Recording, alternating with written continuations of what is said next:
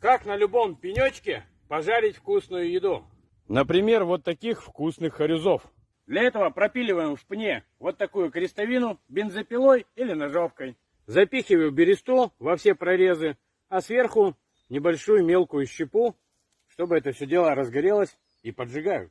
Теперь на таком полежке можно жарить вот такого вкусного хариуса. Вот эта финская свеча отлично выручает в такую жаркую погоду, когда не хочется разжигать костер. Так что пробуйте.